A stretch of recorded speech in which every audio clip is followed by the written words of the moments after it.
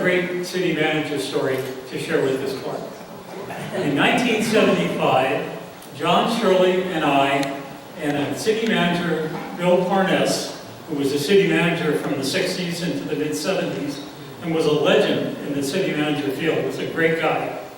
John and I and Bill and another friend of John's flew down to Mexico to do some deep-sea fishing. And we flew into Hermosillo, took a bus into this little fishing village about 60 miles away, a couple hundred people. We went out to dinner one night in this dirt floor restaurant. Bill's telling us how he almost went to Scottsdale. He was offered the job as city manager of Scottsdale, and it was going to be quite a bit more, but he liked the mayor of Scottsdale. He was a rancher named Jim Caldwell. He thought the guy was just terrific, and he almost went, but he went to John and said, you know, John, I don't want to leave Livermore. I love it here. Come up with a little bit more money to keep us here. And they did, and Bill stayed. The next day, the wind was howling, and we couldn't go out and fish. So we were in a little duplex bungalow. It was a real old adobe thing. And John and Bill were in playing cards, and the guys next to us were outside on the porch, and I got talking to them. They were from Scottsdale. Turned out he was a rancher, and then it came out that he had been the former mayor of Scottsdale. I said, are you Jim Caldwell? And his eyes lit up. My God, yes, how would you know that? Don't move. And went into our place and said, Bill, come out here. You've got to meet somebody. You got somebody I want you to meet. And could you believe, he's just telling the story the night before, and here's that man that he was just talking about sharing this duplex with us. And it was a great story. At that time, Bill was making $9,000 a year. Mark, I hope you don't think you're ever going to make that much. Bill was exceptional.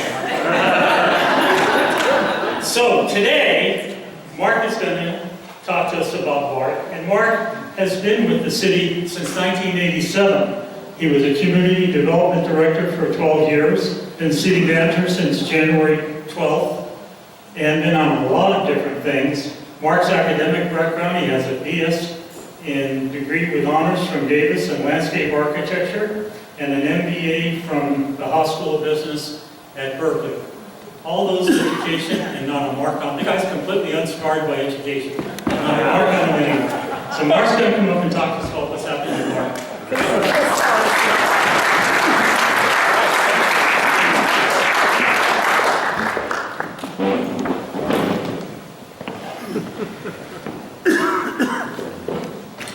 Yeah, with an introduction like that. So, when you're preparing presentations, there are rules of thumb that you are supposed to follow if you're going to do an effective presentation. One of those has to do with the concept that you can look at a single subject from a variety of angles and a variety of facets. And that's one effective way to give a presentation. Another is to look at a variety of subjects, but more or less across a similar level of detail, creating a common theme from all of those different items, and that's a great way to do that. And I wanted to be clear that I'm going to do neither of those. I'm going to talk about multiple items from multiple angles, so you need a real exceptional audience to be able to make that work. And so I'm kind of, I think we have the potential here to follow along. I really do think we can get there. But y'all are going to have to work a little harder than you normally do. So if you'll hang with me as we walk through two different things here. Hopefully my title slide's up. It is, yay. We're going to talk about BART to Livermore. We're going to talk about what's going on in the downtown. And then we're going to wrap up a little bit with some of the thematic changes that means for the community. Because these are both very extraordinarily important projects to the community. You are blessed to live in interesting times. And from the city of Livermore's perspective, there are some neat things on the horizon here, and we're very, very proud that we are at this stage to begin to discuss these. So, let's see, first up here. Okay, so what do we mean when we're talking BART to Livermore? We're talking about a two-phase project. The first phase is what's right up there on the screen here. And you basically see an extension from the Dublin-Pleasanton station over to a proposed station on the freeway, just barely to the east of the Isabel interchange. region. So when we talk about essentially BART to Livermore, that is phase one. Phase two continues down the freeway to Greenville Road, swings slightly to the south, and intersects with the railroad tracks at that point and connects with ACE. So that's the second phase of the project. Why do we do it in 2 phases? Because it is frickin' expensive. That's why. That's the only reason. I mean, we'd love to build it all at once. This is about $1 billion with a B. $1 billion to put it all the way out to Greenville, about $3 billion. That's 3, 1, 2, 3. For even a metropolitan region of our scale, that is a big lift. So we are talking about doing it in 2 chunks. All right. So now we're going to talk a little bit about why we're doing it. So let me tell you why we're not doing it. Okay? The region does not give a flying flip if Livermore gets BART. I just can't be any more blunt than that. Is there any unclearness on that? The fact that we have paid for operation of the system, the fact that you all think you deserve it, the fact that you think you are old and it's your time, any of those reasons, the region does not care. And the region ultimately is through where we will get the funding moved. The federal government and the state governments, again, while they love us special, while we know there's no place like us, those aren't the arguments that will ultimately get this done. Why is that? Because it's not just about us. It should be. And in fact, it should be mainly about me, but it's not about us. It is about the region and how ultimately people will move throughout the region. With that thought in mind, let's go on a little tour here. What happens every morning on the Altamont Pass? These are projections moving that into the future, but you know every morning there are thousands and thousands of people who are trying to move one direction in the morning and the other direction in the evening. The size of the arrows and the numbers beside them are the percentages of folks heading to different areas. So if you look very closely and you squint, you can see that 22.7% of folks coming over the Altamont Pass are trying to get to San Jose and environs, the Silicon Valley. You see another 20% going to Dublin, Pleasanton, and Livermore combined. And you can see what the rest of the dots up there are doing. So this is a big inter-regional movement. Well, what the hell? We all drew a line at the top of the Altamont Pass. Don't they know that's the end of the region? What are all these people doing? They're violating the rules. And the answer is they are absolutely not violating the rules. They are doing what we do nationwide and worldwide now. People are continuing to move as they have the past 100 years off the farms, ranches, and rural areas of the world and into cities and into mega regions. Okay? So you all know this. Some of you have visited faraway mega regions that are quite horrendous. Thank goodness our mega regions are a lot nicer to be a part of. But let's talk for just a quick second about mega regions in the United States. Keep pointing. Woo, I made it angry. Whoa, you hit the wrong button. Shoot. Can I do that? Make it better? Can you make it better? There you go. Oh, good. All right. These are the recognized United States mega regions. None of these will surprise you. You've got the Eastern Seaboard corridor there. You've got the corridor around Chicago. And lo and behold, you have one in Southern California that reaches from LA all the way to the border with Mexico. And you've got the Northern California mega region. Okay, and that is one big mother. It stretches just like what you'd think, all the way to the north of the Bay Area, all the way down through Gilroy, all the way up at the very extremes down to Monterey, all the way up through Sacramento, all the way up to the border with Nevada, all the way down the Central Valley into Merced, Modesto, and now some people are even putting Fresno into our mega region. Why is that? Because people actually commute from there on a daily basis. That's the definition of a mega region. A mega region is economically intertwined in a detailed way. Generally that means goods or people movement that basically causes a mega region. So on a daily, weekly, or sometimes minute-by-minute basis. All right. Try to hit the right button. There's our Northern California mega region. You can sort of see, here's the Bay, here's Sacramento, etc. Here's the stuff ringing the Bay. Here we are, actually right there, right in there. Here's the 80 corridor, all the way up to, there's Reno sitting up there. So that actually is the region that's intertied. Okay, why do we care? Well, we care because there's a tremendous amount of motion back and forth in here. Okay, so those of you who are thinking ahead kind of say, Oh, that's why all those people wander over from the valley, from Sacramento, from Modesto, Merced, into the inner Bay Area core. But all of our governmental institutions deal with these regions in a very different way. They don't recognize that the mega region exists. We have a disconnect here. So, for example, you'll see that the BART, which is the purple, dark purple, I hope you aren't colorblind. It really sucks to be colorblind in this presentation, because all is like the gray and the other gray and the other gray. Anyway, the dark purple, somebody's colorblind, they're laughing. The dark purple is BART. The color like my shirt is Caltrain. The sort of medium purple is ACE. And what you can see on there is ACE actually crosses between boundaries of regions, but is actually weaving the mega region together pretty effectively. Our problem is the regional boundaries right here. Okay? This side over here is the valley, this side over here is the bay.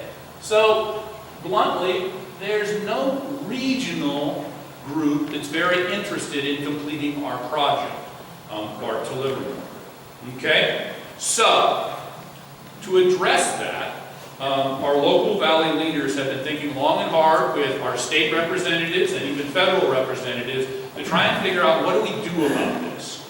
So the first step was our local transportation group, LAVDA, created the Altamont Regional Rail Working Group. Ow!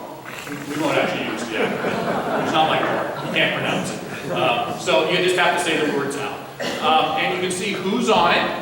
And you go, hey, there's folks from both sides of the hill here. You see that there's people at the city level. You see there's people at the county level. You see that there's transportation organizations involved. Well, what a thought. So essentially the concept here is everybody who sort of has a big dog in this fight gets together, we sort of work through this issue. Well, gosh, it's a BART extension. How come BART don't do it? Well, the bottom line is BART's not interested in doing it. BART hasn't been interested in doing extensions in a while. The current extension going on down in San Jose isn't being done by BART. It's being done by VTA, a separate group who's going to ultimately turn that system back over to BART to operate. BART likes to run trains. BART has big problems, honestly. BART has to take care of an aging system, and they have to totally rejuvenate that system while adding capacity in the core. That's at their top 5 or 10 or 15 priorities. BART to Livermore is sort of like way out at the edge. So from that perspective, although we will continue to work cooperatively with BART, we ultimately believe that a more interregional approach is what's necessary to do this. So this group is actually up and running. It was created by the LAFTA Board of Directors on October 6th of last year, had its first meeting on February 10th, has been getting some background, and we're actually moving forward with concrete steps.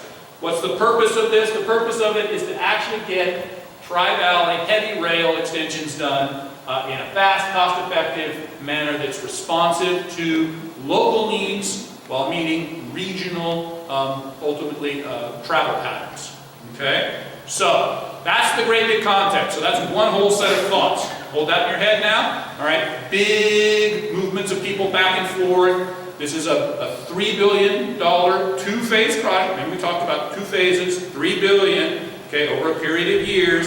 This group wants to take a leading role in actually getting that done. So they're getting off the ground here. And that's going to deal with the mega issue here. Great big reason for being, the great big reason why anybody would want to spend $3 billion. The other thing to keep in mind is the 2 systems, BART and ACE, about $100 billion if you were to build them from scratch today. So $3 billion to connect the 2 of them is a bargain. Also, you add another 1 million riders to ACE. Well, technically 817,000 and change. But it's damn near 1 million. Doesn't 1 million sound better? Yes, it's almost 1 million riders to ACE if you connect the 2 systems together. So that you don't end up with a system where you have to do car for a big chunk of the thing. Now, the other thing I've heard is I already have a train going somewhere. Fill in the blank. I don't need ACE and BART. Of course, I mean, nobody would ever say, I don't need 2 freeways in the region. I mean, so that pretty much, that's the most nonsensical argument I've ever heard. So the answer is we want both of those systems to be much more robust, much more active, and move many more people, because we're going to add a third more population and a third more jobs in the next 50 years, and we're not going to add a third more freeways. Just, you heard it here first. All right? So heavy rail's got to be part of the answer here. All right, now, the super cool piece of this is, oh, some people are wearing out there. Shoot, come on now, hang with me, hang with me, hang with me. All right, there we go. How we doing? We're doing all right. All right, so now the region is already set aside about $500 million, including some local money, to build this $1 billion first extension. So a lot of you are good at math here. Hey, that's half. Yeah, that's actually half. So we're doing okay. We will ultimately go on further to make further steps on that piece there. So if we get this first chunk funded, which we actually think is very reasonable to do, and approved, which we think this group could take a role in actually making that happen, and our state senator and our state congressman actually working with us at the state level to give legislation to give these folks a little more power, so that'll be very cool too. So say thank you to Ms. Baker and Mr. Glazer next time you see them, because they're very supportive on this front. I sort of have a crush on Catherine Baker. She's like been the most active assemblywoman we've had here for the city of Livermore in a really long time. Very excited about that. Sorry for the commercial. But essentially, this group here, if we get this done, what do we do at the local level? Well, just like when we did the Transcontinental Railroad a little while ago, and we had a station right here in Livermore, we took tremendous advantage of that. We're going to do that again. We're going to basically have the Isabel Neighborhood Plan take tremendous advantage of the $1 billion that the region's going to invest in our economy. So here we go. There's a circle. It's a half mile. It's around the proposed BART station. This thingy here is the freeway. You know what that is. This is the Isabel interchange. All right, this is the college. You know where you are. This hasn't moved, okay? Half mile. Why a half mile? The answer is studies show that within a half mile, people are likely to walk from the train to whatever it is. A house, if it's nearby, or a job. If it's a job, they'd like it to be a quarter mile. If it's a house, they'll actually walk at least a half mile. If you're young, you'll walk further, generally, and fit. But that's why we have this circle for planning purposes. Some of you said, oh crap, I missed the opportunity, I'm not young anymore. But you might be fit, so you might actually get out the back door. So this is all about not you. All right, so cool spot here. We outreached to the community, which is a fancy planner way of saying we talked to a boatload of people. Why? Because you all who live here, work here, know far more than we who simply work inside City Hall. So hundreds and hundreds of people in dozens and dozens of meetings we talked about, what would you like it to be like? And we came up with some very strong themes. One is a really strong theme for actually getting BART to Livermore done. Equally concerned, which says, hey, love the concept, love this idea, but you guys are going to have to take care of a boatload of problems here listed at the bottom of the screen. So we are very aware of this. You can't do great big new things without dealing with all the problems that come with that, including traffic, parking, public safety, scenic views, public services, and essentially the level of development. So we're all about dealing with those issues. So building a complete neighborhood is what we heard over and over again from folks. Jobs, housing, retail, restaurants, cafes, open spaces, community facilities. The retail will be actually tied back to what's in the community there. So we heard that they want a small format grocery store up there. The amount of housing that we're going to put in will actually support that and make that actually work. You know, for example, we have a portion of our community north of the freeway, not going to name any names, that doesn't have quite enough houses to make a grocery store work. What happens? Grocery store goes out of business. It's very unfortunate. And so one of the things we want to make sure is that that doesn't happen here. We have enough development and enough intensity of development to make sure that that retail piece of it works really well as we move forward here. Additional things that we're going to make sure: parking, pedestrian paths, bike routes, bus shelters, all of those sorts of things are at the top of our list for how they're designed, where they're located, and how they're going to work. We have 3 different alternatives. Consistent on all of the alternatives. You have to read along. You have to read those notes. I won't read them to you. You have to listen to me and read the notes at the same time as we go forward, all right? So those are the things that are common to each of the 3 proposals. Why did we do 3 proposals? We wanted to get feedback on individual items so that people could say, I like this aspect more than that aspect. So we drew 3. They're all basically will meet the minimum requirements for the region. They meet the minimum requirements for supporting the retail out there. They each complete neighborhoods out there, but they do it differently. All right, you read that, right? Okay, moving on. Alternative 1, it's called Main Street. Keep reading. You have to read and listen. Okay, those are the main pieces of Main Street up there. It's like you guessed, the retail is aligned along a single east-west street up there. Very cool. People say, oh my God, it's another downtown. I say, no, you've got scale all wrong. This is a little tiny thing, not a great big thing like downtown. This entire neighborhood is smaller than downtown, stretching out to the whole edges here. So this amount of commercial is very small. Think of basically neighborhood shopping centers, small, okay, but stretched out along a street, alrighty? So this is not replacing downtown. Think of it as basically adding one more nice neighborhood shopping center, although a lot cooler looking. And then you've got vertical mixed use. There'll be tall buildings in all of them, right near the BART station, 4 and 5 stories. Why 4 and 5 stories? 4 and 5 stories can be stick built. That's wood above basically either the ground or a concrete parking deck. It won't be taller than that because you have to go to steel framing. Steel framing, you need to be up at 8, 10, 12 stories. Not going to have any of that nonsense. All right? You've got a set of 4-story buildings in the community. Nobody died. It'll be okay. Honest, trust me. They'll be nice looking as we move forward. It is a little different than what we have in the rest of the community. This is about 2% of the community's land area. So we're talking about a change to about 2% of the community's land area. This 2% will be different. The other chunks, all the same. So hang with us here. That's 1. 2 centers. How come?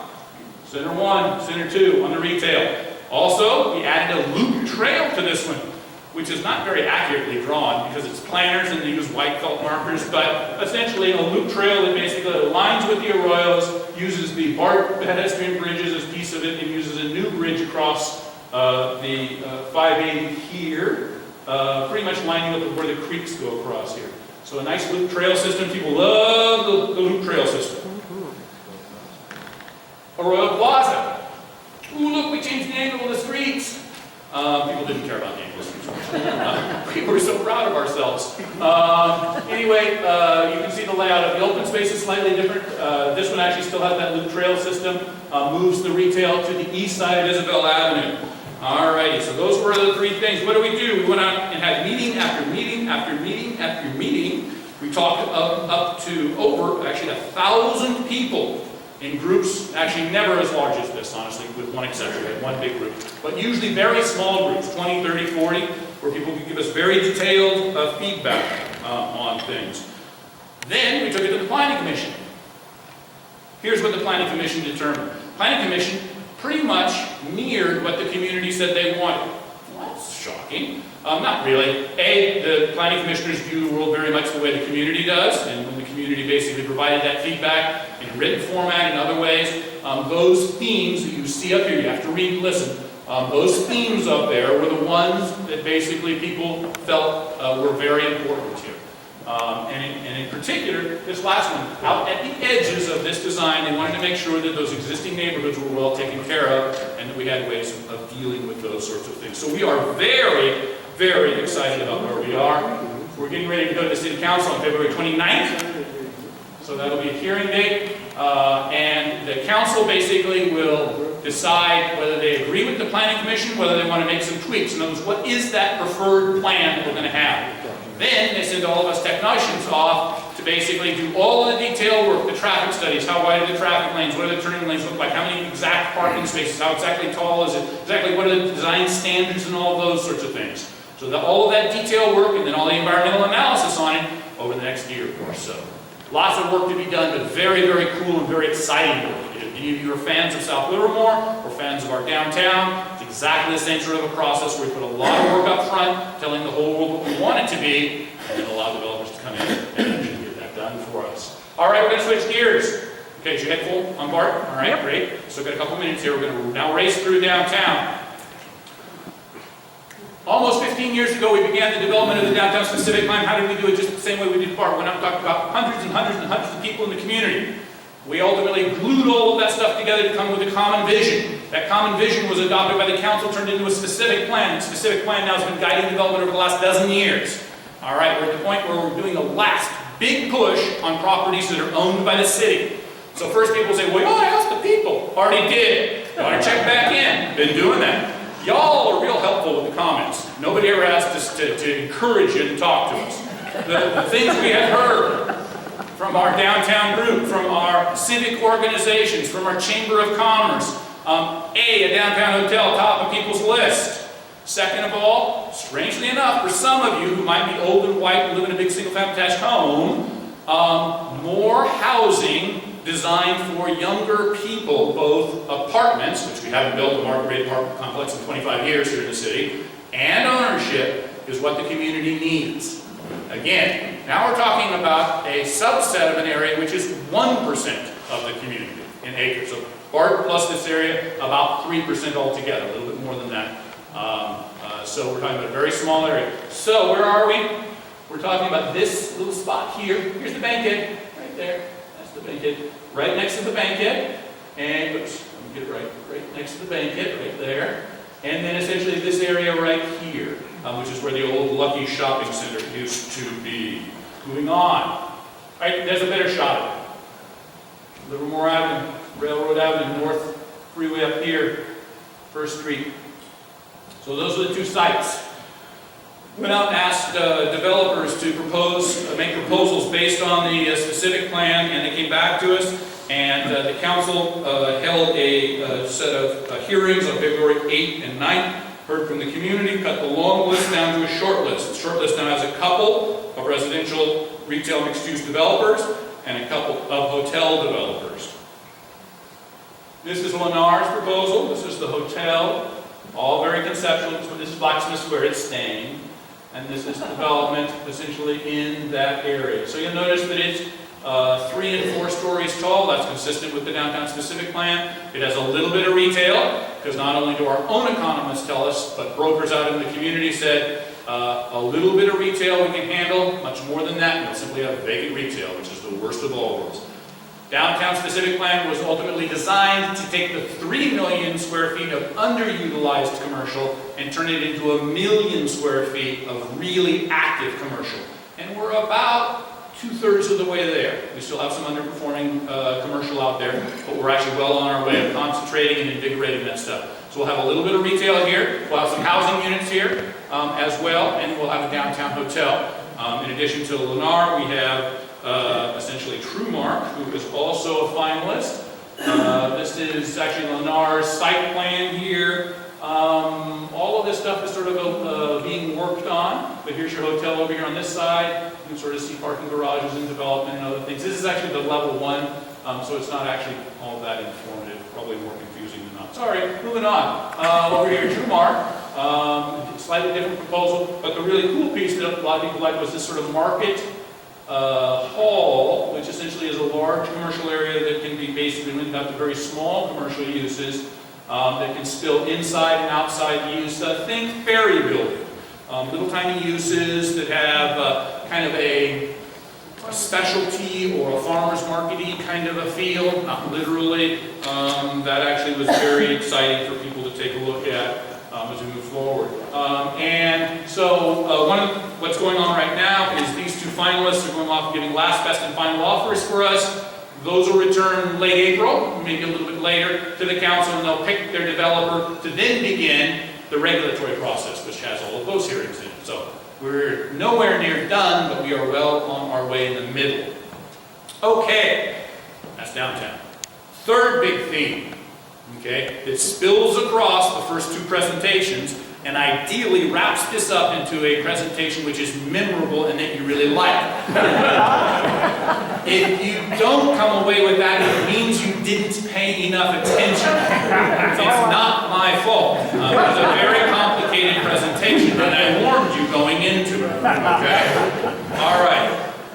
Thematically, what's going on here demographically, and why are we so worried about our young people? You heard me sort of say, hey, the millennials like this type of development. Well, who gives a damn? None of you are millennials. I mean, you're all like me, most of you. And some of you are even a little older than me in my generation. So why do we care about young people?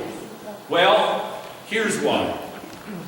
Take a look at this graph, which when I sort of had them graph it, I was sort of horrified. All right, 1980, okay, up here. So this is under 18.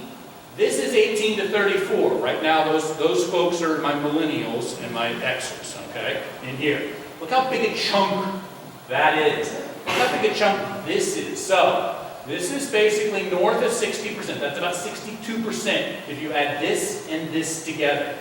All right, look what happened in 90. Okay, not too bad. We had a bit of a drop in the under 18, but this group stayed a little bit stable. Now look what happened in 2000, and look what happened again in 2010.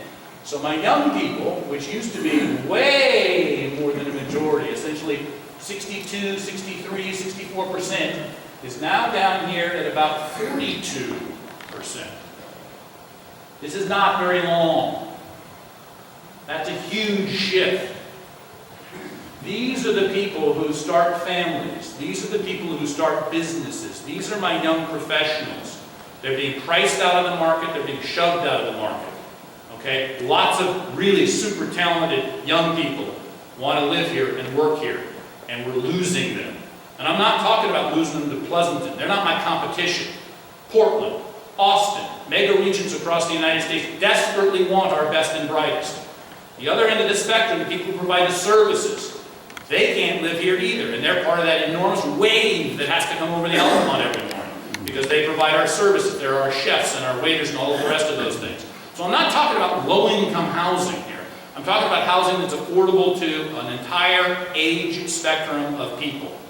Okay? So attached housing in our valley is what that is going to be. An apartment or a condo is what that means. Your nice little house, when it was built, if you have one that was built in the 50s or 60s, it was $42,000, is probably now $840,000. That's not possible for even two professionals to buy into without equity out there. So that, apartment project, which is $2,500 a month, that ain't cheap either, but at least it's possible. That condo, which is $400,000 or $450,000, is not cheap, but at least it's possible. That townhouse, which is $550,000, again, not cheap, but it's possible for folks to get into. So we're trying to arrest this thing. If we don't, soon we'll look like Danville. They're 18 to 34-year-olds, they almost don't exist. They're in single digits. How would you like to live in a community where there were no young people? That terrifies me. That's not a good way to go. So, from my perspective, this is sort of the hidden demographic stuff that's driving some of the thinking that we need to be very aware of. All right, what a millennial wants: walkability, parks, restaurants, smaller housing types. Why? Because they're experiential people. Less on the stuff, more on the experience. Shift's been going on for 15 years, didn't just happen yesterday. You read all the literature, lots of stuff out there. Well, the other thing, old people like it too. Funny. When I get to be really old, I don't want to have 3 stories. I'd like to have a flat downtown. I'd like to be somewhere where I don't have to rely on a car for my everyday basic needs. Maybe I'll Uber for those other needs. So it's great for both ends of the community here, even people who look like us. So either A, get involved and think about these changes because you've been here in the community and you love the community and you want to be part of what happens next, because your children or grandchildren can't move back here even when they want to. Or B, because maybe there's something in it here for you directly. Or C, maybe it's A and B put together.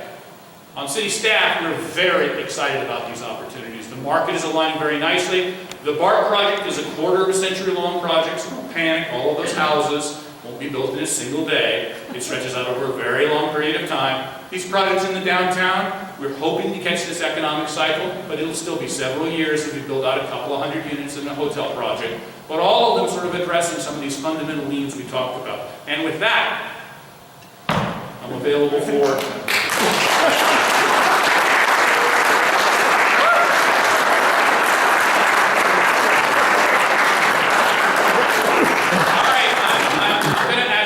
questions because we are running late. 2. All right. Who's got a great question? Over there. Who were up first?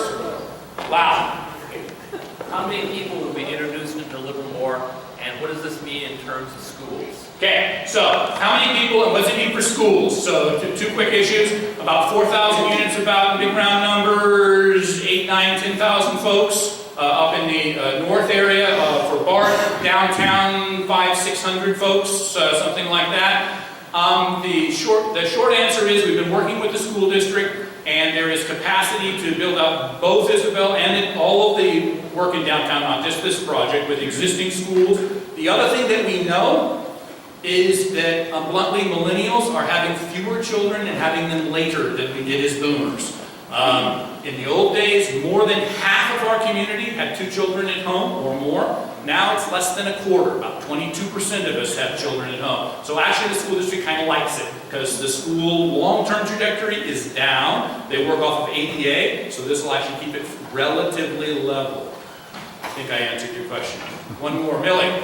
So you showed all the different alternatives. Where's the parking in that, and what are the number of stalls out at the BART station? Okay, the parking was south of the freeway, and I didn't spend any time on all of it. The parking that is being looked at is just around 3,000 spaces. That will be the largest amount of parking in any BART system station. Will be either right at or more than everyone else. We're also looking at city-controlled parking, much smaller lot on the north side. I'm trying to figure out, is there some way that we can afford to do that? Structured parking, very expensive. People don't like to pay for parking, all of those sorts of things.